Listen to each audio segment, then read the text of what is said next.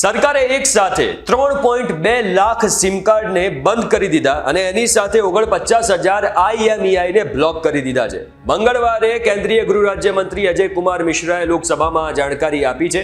પણ એક સાથે સરકારે આટલા બધા સિમ કાર્ડ કેમ બંધ કર્યા અને તમારા ડોક્યુમેન્ટ ઉપર કેટલા સિમ કાર્ડ એક્ટિવ છે સહિતની કેટલીક મહત્વની જાણકારી વિશે આજે થોડું ડિટેલમાં જાણીએ.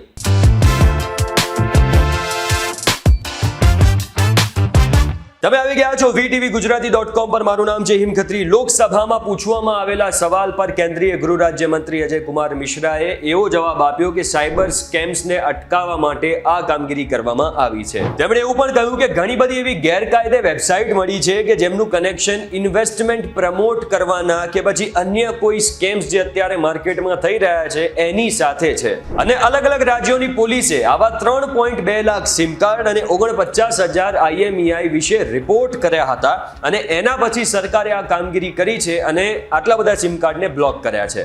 Indian cyber crime coordination centre 14C અંતર્ગત કાર્યરત citizen financial cyber fraud reporting અને મેનેજમેન્ટ સિસ્ટમને અંદાજે 11.28 લાખ કમ્પ્લેન્ટ મળી હતી અને આ બધી જ કમ્પ્લેન્ટ એ સાયબર ફ્રોડની હતી. 28 રાજ્યો ભારતના અને 8 કેન્દ્ર શાસિત પ્રદેશ એટલે કે યુનિયન ટેરિટરીઝમાં મળીને 2023માં આટલી ટોટલ ફરિયાદ નોંધાઈ હતી, જેમાં ખાલી ગુજરાતમાં જ 1,21,000 સાયબર ક્રાઇમની ફરિયાદ નોંધાઈ હતી. હવે આપણે બીજી બે ઇમ્પોર્ટન્ટ વસ્તુ વિશે જાણીએ કે જો કોઈની સાથે સાયબર ફ્રોડ થાય છે તો શું કરવાનું. સૌથી પહેલા એના વિશે જાણીએ તો ટોલ ફ્રી નંબર 1930 અથવા cybercrime.gov.in પર જઈને ફરિયાદ કરી શકો છો.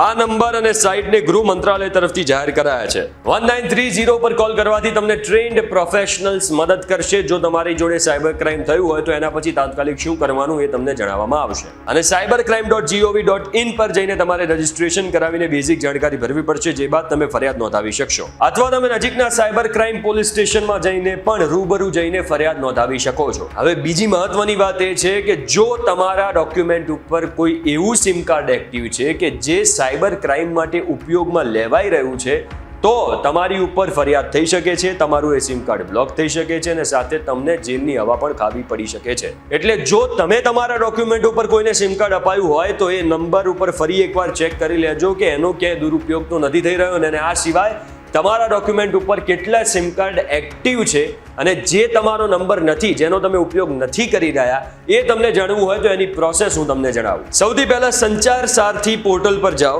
અહીંયા નો યોર મોબાઈલ કનેક્શન પર ક્લિક કરો.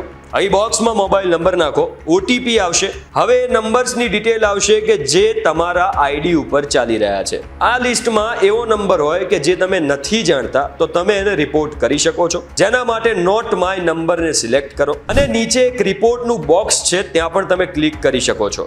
ફરિયાદ કર્યા પછી એક ટિકિટ ID રેફરન્સ નંબર આપવામાં આવશે, જે બાદ એ નંબરને બંધ કરી દેવામાં આવશે અને તમારા આધાર કાર્ડથી એને હટાવી દેવામાં આવશે. આપણા ભારતમાં નિયમ અનુસાર એક ID ઉપર 9 સિમ કાર્ડ તમે ખરીદી શકો છો અને કાશ્મીર અને ઉત્તર પૂર્વના કેટલાક રાજ્યોમાં ફક્ત 6 સિમ કાર્ડ જ તમે ખરીદી શકો છો. એટલે આ રીતે તમે ચેક કરી શકો છો કે તમારા ડોક્યુમેન્ટ ઉપર કેટલા સિમ કાર્ડ એક્ટિવ છે. એવો તો કોઈ નંબર નથી એક્ટિવ ને જેનો તમે ઉપયોગ નથી કરી રહ્યા અથવા તો તમે બંધ કરી દીધું છે. આ ડિટેલ તમે જાણી શકશો. જો આજના ડેલી ન્યૂઝનો એપિસોડ તમને કામનો લાગ્યો હોય તો વિડીયોને શેર કરજો, લાઇક કરજો અને આવા જ અન્ય ઇન્ફોર્મેટિવ વિડીયો માટે જોડાયેલા રહેજો VTVGujarati.com સાથે.